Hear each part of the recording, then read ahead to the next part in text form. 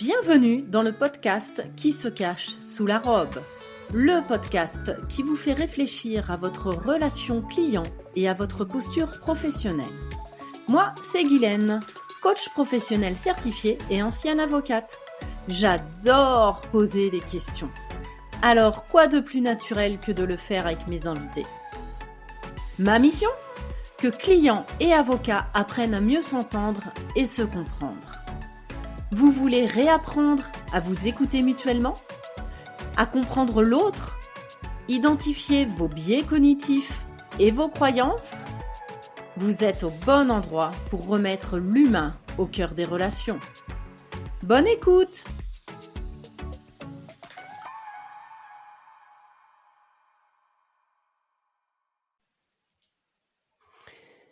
Bonjour tout le monde, bienvenue dans ce nouvel épisode sous l'eau. Alors je te propose aujourd'hui de découvrir ce que c'est que le syndrome de l'imposteur. Est-ce que c'est ok ou pas ok de le ressentir et comment on peut s'en débarrasser étant un bien grand mot. Alors, de quoi parlons-nous ? Quand on parle de syndrome de l'imposteur, qu'est-ce que c'est ? Eh ben, le syndrome de l'imposteur, c'est un ressenti, c'est une conviction de ne pas être à la hauteur malgré tous les signes objectifs qui pourraient prouver le contraire. C'est-à-dire que si tu es du genre à te dire « Ah non, mais si j'ai réussi à obtenir ce poste-là, c'est parce que j'ai eu de la chance, je suis arrivé au bon moment ». J'ai envoyé mon CV à la bonne heure et à la bonne personne. En somme, celui qui ressent, qui vit le syndrome de l'imposteur, attribue sa réussite à des facteurs extérieurs. Ça entraîne quoi comme conséquence ? Ça entraîne des émotions, des sentiments, mais également des comportements assez caractéristiques. Au niveau des sentiments, ces personnes-là qui sont très régulièrement touchées par le syndrome de l'imposteur ont souvent peur de la réussite ou peur de l'échec. Et en fait, quand on parle de peur de l'échec ou peur de la réussite, on parle de la même chose. C'est le yin et le yang. C'est des gens qui vont dénigrer leurs propres compétences. C'est des gens qui vont culpabiliser d'être là où ils sont ou d'avoir obtenu ce qu'ils ont obtenu. Ça donne pas très envie. Alors tout de suite, on va être très clair. 70% de la population a déjà connu au moins une fois dans sa vie le syndrome de l'imposteur. Ah, tu la connaissais peut-être pas cette statistique. Eh bien, elle vient dire quoi ? Elle vient dire que c'est tout à fait normal de vivre le syndrome de l'imposteur. Qu'est-ce qu'on classe là-dedans ?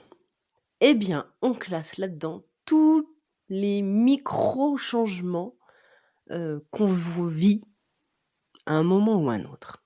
C'est-à-dire que de se sentir illégitime, pas à sa place, se dire « mais non, mais en fait, c'est parce que j'ai eu de la chance que je suis là ». C'est tout à fait ok quand vous entrez dans une situation de changement. Je m'explique. Ces situations de changement peuvent être, et on en connaît plusieurs tout au long de notre vie. C'est quand vous arrivez dans une nouvelle école, quand vous passez un concours, quand vous passez un examen, quand vous rentrez dans une nouvelle entreprise, votre premier job, que ce soit un premier job d'étudiant, un premier job d'été, le premier vrai travail. Une fois qu'on est rentré dans la vie active, ces moments-là, on va les voir à chaque fois qu'on va souhaiter soit changer d'entreprise, soit monter dans la hiérarchie. On se pose à chaque moment de sa vie de changement ces questions-là. Et c'est tout à fait sain. ni plus ni moins sain. Ça veut dire que vous ne vous reposez pas sur vos lauriers, qu'au contraire, vous ne vous reposez pas uniquement sur qui vous êtes, sur vos compétences, et que vous doutez. Et ça, c'est tout à fait bon signe. Ça veut dire que vous avez une psyché bien constituée.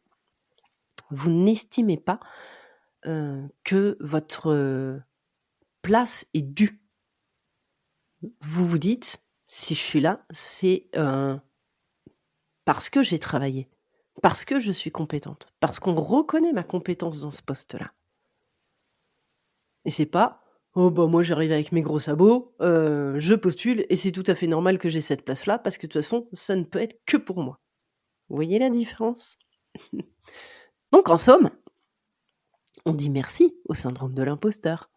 Donc déjà, ça fait du bien. Là où on peut se poser des questions par contre, c'est quand ce sentiment d'incertitude, de remise en question, mais si j'ai ça, c'est parce que j'ai de la chance, c'est parce qu'il n'y a pas eu meilleur que moi. Là où ça ne va plus, c'est quand on a ce sentiment-là tout le temps, ou extrêmement souvent. Pourquoi ça ne va plus? Parce que c'est quelque chose qui, au final, finit par prendre le pilote automatique de notre façon de penser et de nos comportements. C'est-à-dire que tu ne te comportes plus comme toi dans ta personnalité dans son entièreté, avec ses questions, ses doutes, ses remises en question, mais également ses forces, ses capacités de rebondir, ses capacités de s'adapter. Tu annihiles toutes ces choses-là pour ne te concentrer que sur « mais je suis qui pour être là où j'en suis aujourd'hui ?» Et là, ça ne va plus. Là, le syndrome de l'imposteur crée une vraie croyance limitante dans notre comportement. Et du coup, on va adopter des comportements qui ne sont pas adaptés à la situation à laquelle on va avoir affaire. Il faut savoir que les personnes qui sont touchées par ce syndrome pertinent, pas du tout pertinent, persistant, c'est quand même 20% de la population qui est concernée. C'est énorme. Alors, comme souvent, j'aime bien regarder le verre à moitié vide et le verre à moitié plein. Oui, c'est énorme. Mais ça veut donc dire que c'est tout à fait normal, encore une fois, de le ressentir. T'es pas un extraterrestre. Il y a 3 grands piliers qui caractérisent le syndrome de l'imposteur. Le premier pilier, c'est l'impression de tromper son entourage. Tu as l'impression que tu n'es pas à la hauteur. Et que tu es la seule à t'en rendre compte, en fait. Donc tu trompes ton entourage. Tu es là où tu es, mais en fait, c'est une erreur. Tu ne devrais pas être là où tu es. Et il n'y a que toi qui t'en rends compte. Les autres, ils trouvent tout à fait normal que tu aies ta place. Et donc, du coup, tu viens te poser 1 milliard de questions en disant « Mais qu'est-ce qui fait qu'ils ne les voient pas, eux ? Qu'est-ce qui fait qu'ils voient en moi quelque chose qui leur permette de penser que je suis à ma place ?» Ils ont complètement tort. Ils t'inversent complètement la situation, au final. C'est-à-dire que c'est tous les autres qui ont tort de penser que tu es à ta place. Et c'est toi qui as raison de penser que tu n'es pas là où tu devrais être, en fait. Que c'est un coup de bol. Donc ça, c'est le premier pilier. Tu as l'impression de tromper ton entourage. Le deuxième pilier, c'est la mauvaise attribution. Tu vas voir que les 3 piliers sont extrêmement liés. La mauvaise attribution, c'est ce que j'ai déjà évoqué à plusieurs reprises. C'est tes réussites, tu les attribues non pas à toi, à des facteurs internes, mais à des facteurs externes. La chance, le hasard, la bonne relation, au bon moment. Et à l'inverse, tes échecs, tu te les attribues à toi. Ah oui, mais si j'ai pas réussi, c'est parce que j'ai pas mis tout ce qu'il fallait, parce que j'ai pas assez de connaissances, parce que je suis pas assez compétent, parce que c'est de ma faute, je m'y suis mal pris, etc. Donc, tout ce qui t'arrive de bien dans ta vie, c'est grâce à quelque chose d'extérieur à toi. Mais par contre, tout ce qui est mal dans ta vie, c'est quelque chose qui vient de toi. Troisième pilier, c'est la peur d'être démasqué. Donc, tu vas nourrir ton sentiment d'imposture en n'ayant qu'une trouille, c'est que quelqu'un enfin finisse par se rendre compte que oui, tu es un imposteur et que tu n'as rien à faire là où tu es. Ça, ce sont les 3 grands piliers du syndrome de l'imposteur. Si tu as bien compris qu'il y a 2 types de syndrome, un transitoire, qui est complètement OK et qui intervient dès qu'il y a du changement dans ta vie, et un qui est permanent. Celui qui pose question, c'est celui qui est permanent.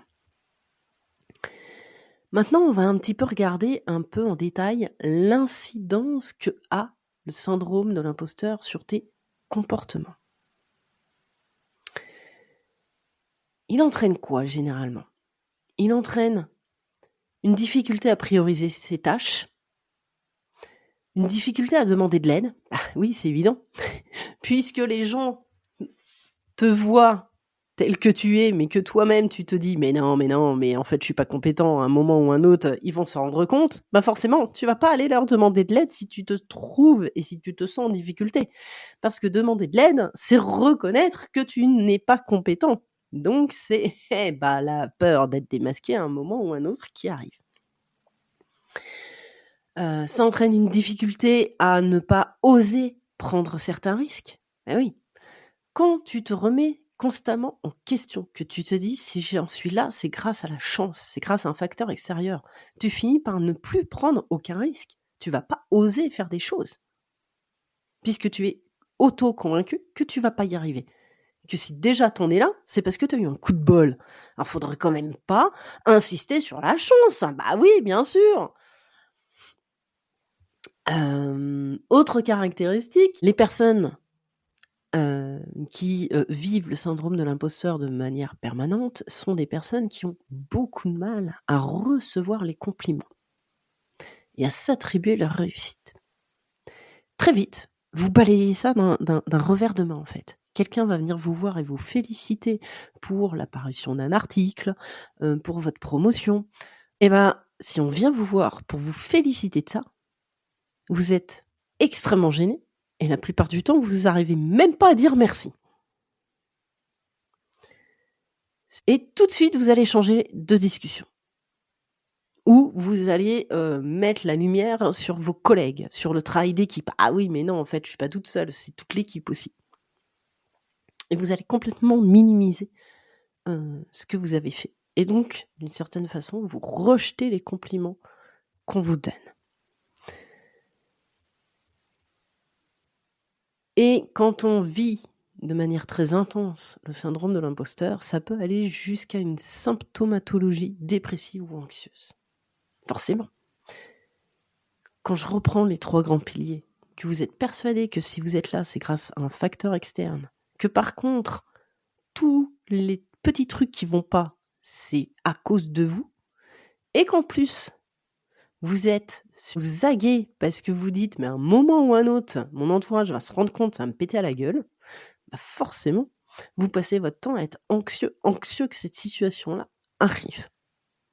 Et déprimé parce que tout ce qui ne va pas bien dans votre vie, c'est à cause de vous, et tout ce qui va bien, c'est grâce à quelque chose d'extérieur. Donc, en termes d'estime de soi, ça se pose bien là. Mais toutes les études qui ont été faites, et moi-même, dans les accompagnements que je fais, il y a par contre un véritable lien entre les personnes qui vivent ce syndrome de l'imposteur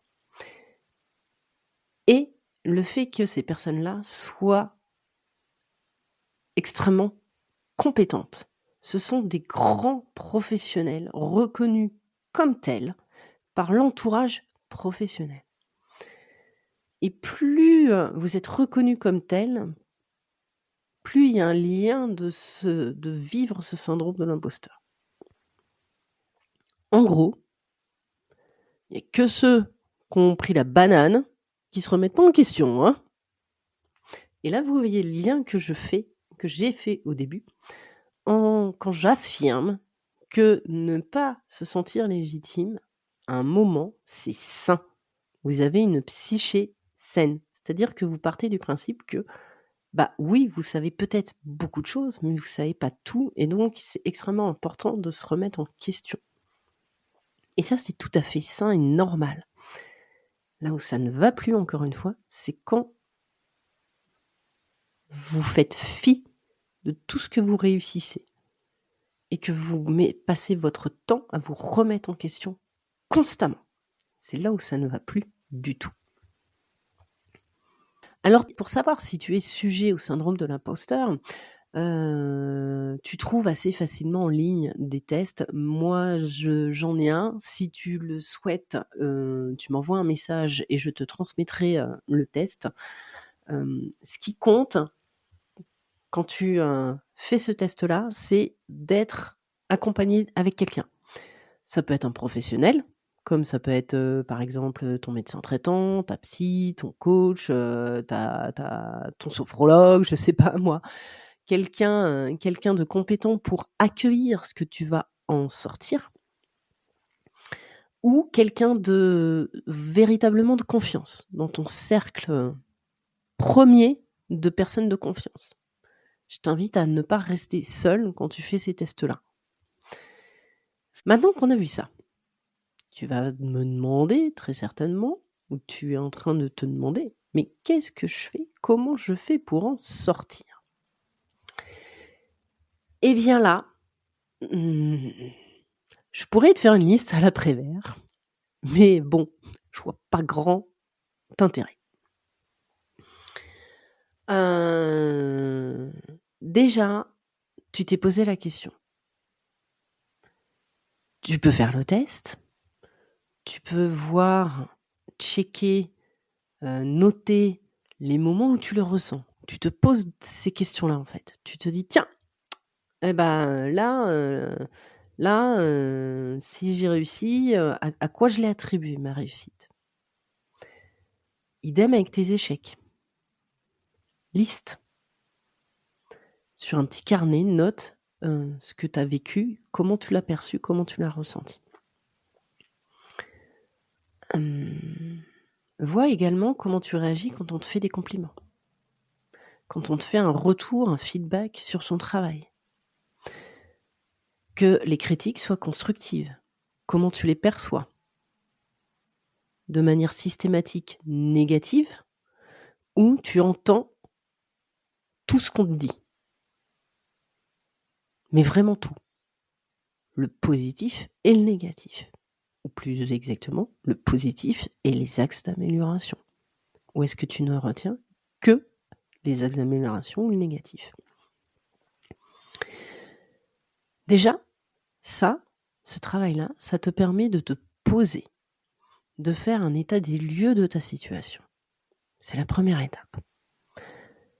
Une fois que tu as fait cet état des lieux, que tu arrives à identifier si tu es en train de traverser un syndrome de l'imposteur transitoire, tu vas voir qu'il va vite s'effacer, j'ai envie de dire, naturellement. C'est-à-dire que si tu es dans une période de changement, prise de nouvelles postes, acquisition d'un nouveau dossier client, ce genre de choses, tu peux faire le test à cet instant T et puis tu peux le refaire dans 6 mois. Déjà, tu verras la différence. Si tous les curseurs ont rebaissé, c'est que tu étais sur un syndrome de l'imposteur transitoire et ça, c'est tout à fait normal. Si tu le refais et que, par contre, là, les marqueurs sont toujours aussi hauts, voire ont augmenté, là, ça t'alerte. Tu peux te dire « Ah, ok, je suis dans le syndrome de l'imposteur, mais permanent. » C'est une alerte. Ça te permet, encore une fois, de te situer. Et une fois que tu en es là,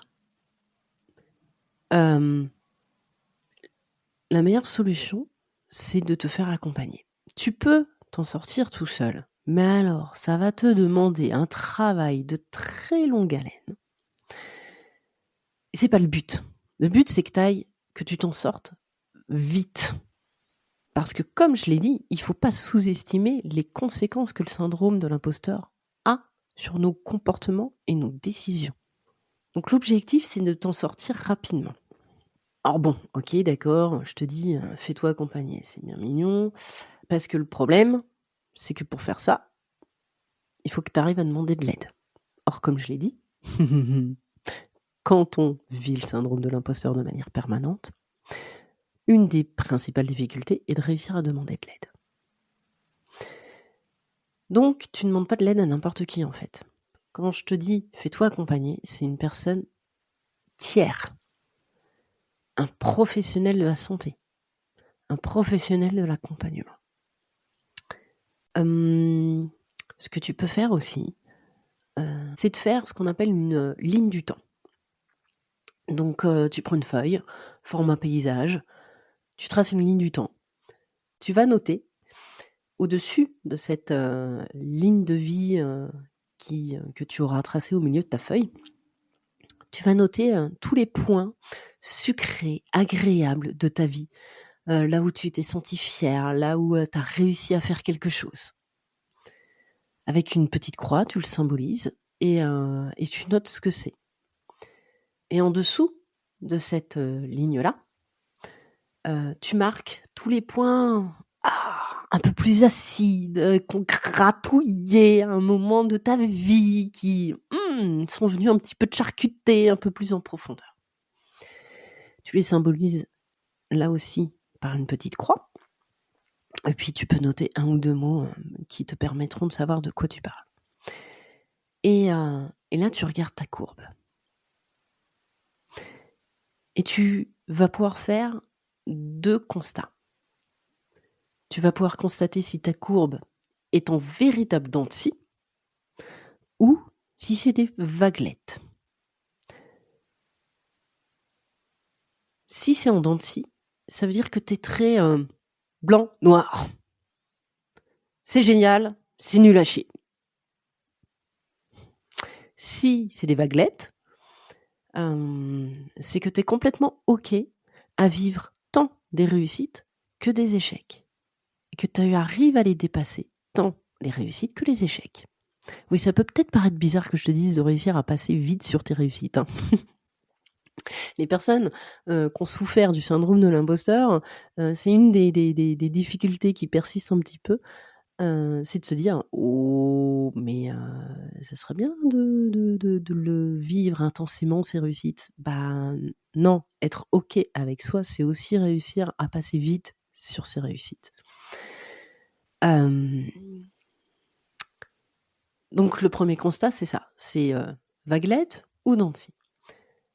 Et le deuxième constat, c'est que quand tu regardes tes points, demande-toi qu'est-ce qui t'a permis d'atteindre ces points-là. Que ce soit ceux qui sont agréables, comme ceux qui sont gratouillants. Et regarde vraiment objectivement la situation. Qu'est-ce qui t'a permis de vivre ces moments-là? Et qu'est-ce qui t'a empêché de le faire autrement? Et là, tu vas pouvoir prendre conscience de tout ce qui a été mis en œuvre pour atteindre ces moments-là. Et tu vas te rendre compte que ce n'est pas que des choses liées à ta personne qui sont en bas, en dessous de ta ligne du temps, et que ce n'est que des choses de « oh, c'est la chance »,« oh, c'est grâce à quelqu'un »,« oh, c'était le bon moment » qui sont au-dessus de ta ligne. Tu vas te rendre compte que tous les points, qu'ils soient au-dessus ou en dessous, bah, il y a eu une part de chance, une part de bon moment, une part de compétence, une part d'avoir osé, une part liée à toi et une part liée à l'extérieur. Et ce, sur tous les points, pas seulement ceux qui sont en dessous. Et ça déjà, ça fait du bien. Ça permet de regarder de manière beaucoup plus subjective ta propre situation. Voilà ce que je voulais te partager sur le syndrome de l'imposteur. Et je ne peux que t'inviter à nourrir ta réflexion, nourrir tes connaissances sur le sujet pour t'aider à en sortir le plus rapidement possible. En descriptif de l'épisode, je mettrai un lien d'une vidéo de « Et tout le monde s'en fout » que j'adore,